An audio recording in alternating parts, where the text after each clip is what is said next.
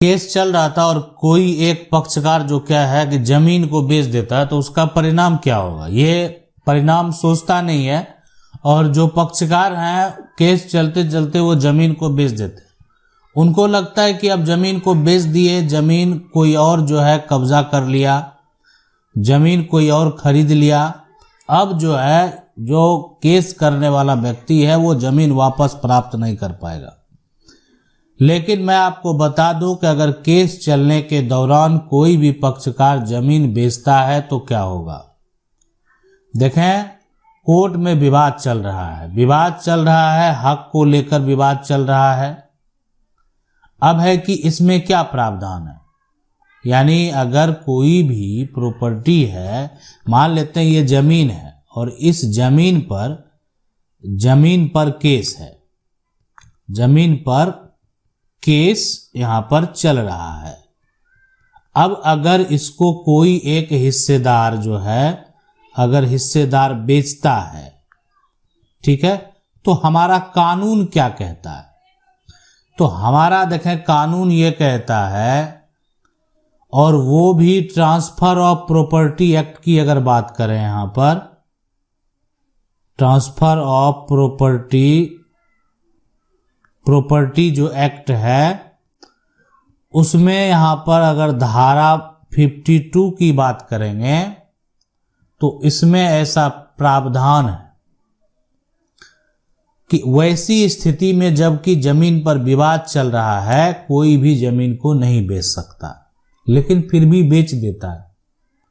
जमीन की रजिस्ट्री भी हो जाती है, जमीन का एक तरह से रजिस्ट्री तो हो गया, लेकिन दाखिल खारिज के समय में क्या होता है, इस पे लोग आपत्ति दर्ज करा देते हैं। यानी जो केस चल रहा है उसका नकल जो है दिखाकर, है ना, नकल दिखाकर जो है इस म्यूटेशन को रिजेक्ट करवाने का प्रयास करते हैं। लेकिन डिपेंड करता है कि रजिस्ट्री करने वाले का नाम दर्ज है या नहीं है, रजिस्ट्री करने वाले के नाम से जमीन का जमाबंदी कायम है या नहीं है। अगर रजिस्ट्री करने वाले के नाम से भी पहले से म्यूटेशन कायम है तो दाखिल खारिज में आप इतना आसानी से रोक नहीं लगा पाएंगे। अब जिसका डॉक्यूमेंट सही है, आपका विवाद कोर्ट में चल रहा होगा, यानी केस तो कोई भी जाकर जो है किसी प्रकार का आरोप लगाकर कर सकता है, इसके लिए जो आगे का प्रक्रिया है वो तो नहीं रुकेगा। तो यानी अगर कोई भी विवाद चल रहा है, सेक्शन 52 की बात करेंगे, ट्रांसफर ऑफ प्रॉपर्टी एक्ट की बात करेंगे, तो यहां पर मान लेते हैं कि ये जमीन है और इस जमीन पर जाकर कोई टाइटल सूट कर दिया, ठीक है, टाइटल सूट तो कर दिया। अब टाइटल सूट आप कर दिए, उस केस में क्या होगा, केस चल रहा है। अब वैसी परिस्थिति में कोई भी पक्षकार जो है यानी विवादित जमीन को नहीं बेच सकता, ठीक है। यानी जो मुकदमा चल रहा है, जिस पर केस चल रहा है, वो उस पर क्या कर सकता है, वो विवादित जमीन को नहीं बेच सकता है।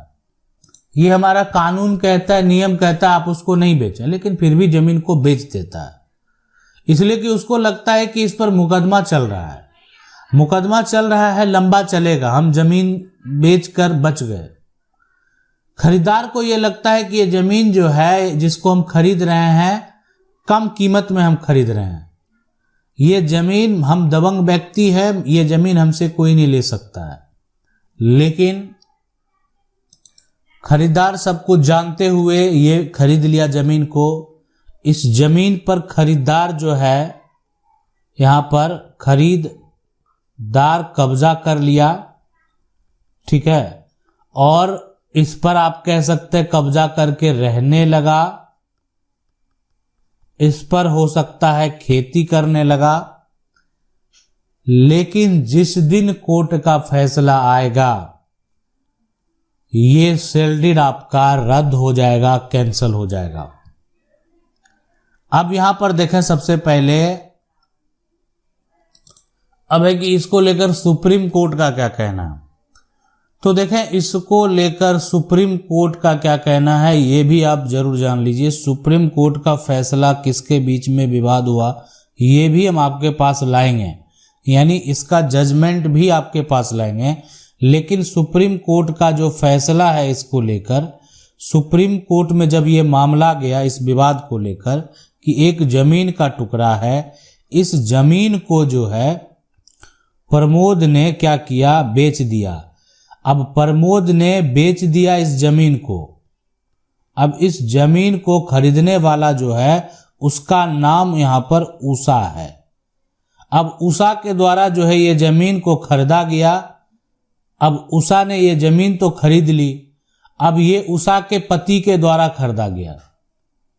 अब इनके पति दबंग आदमी हैं, जमीन खरीद लिए, कम कीमत में जमीन खरीदे, लेकिन इस पर जो है एक व्यक्ति हैं, उनका नाम है मनोज। मनोज ने क्या किया था, इस पर टाइटल सूट का दावा किया था, टाइटल सूट। अब यहां पर क्या होगा, प्रमोद तो बेच दिया। प्रमोद ये कौन है, हिस्सेदार है, हिस्सेदार है, हिस्सेदार जमीन को बेच दिया। उषा जो है यहां पर कौन है, खरीदार है। तो ये खरीदार जो है खरीद लिया जमीन को। अब मनोज का टाइटल सूट का दावा चल रहा है। अब अगर ये फैसला सुप्रीम कोर्ट का जो जजमेंट है उसमें क्या कहा गया, उस बात को समझ लें इस तरह के विवाद में, कि अगर ये फैसला मनोज के पक्ष में होता, यानी मनोज जो है के पक्ष में अगर फैसला हुआ तो ये रजिस्ट्री कैंसिल हो गई। यानी जो टाइटल सूट का दावा किया, प्रमोद ने जमीन को बेच भी दिया, उषा के नाम से ये जमीन रजिस्ट्री दाखिल खारिज जो भी हुआ, आगे का प्रक्रिया जो भी हुआ है वो सारा कुछ कैंसिल हो जाएगा, सारा कुछ जो है रद्द हो जाएगा, उसी समय रद्द हो जाएगा जिस समय फैसला हुआ।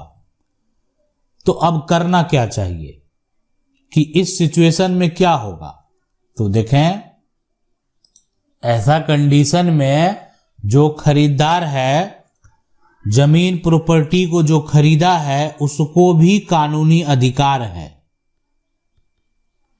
कि वो अपना पैसा वापस प्राप्त कर सके। जो उनका अपना पैसा है, अपना पैसा उनको प्राप्त करना है, वापस प्राप्त कर सके।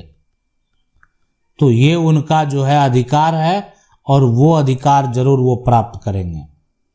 अब ऊपर उन पर डिपेंड करता पैसा उनको लेना है नहीं लेना, लेकिन कानूनी तौर पर भी उनको अधिकार दिया गया है कि वो प्रमोद से जो है कानूनी तौर पर पैसा वापस मांग सकते हैं, इसलिए कि उनका जमीन का ये रजिस्ट्री कैंसिल हो चुका है।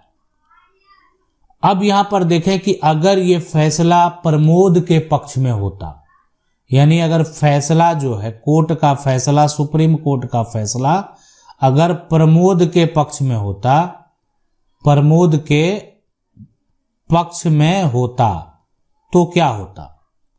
अगर ये सुप्रीम कोर्ट का फैसला प्रमोद के पक्ष में चला जाता तो उस सिचुएशन में, उस कंडीशन में, तब इस तरह का जो जमीन का रजिस्ट्री है वो कैंसिल नहीं होगा, रद्द नहीं होगा।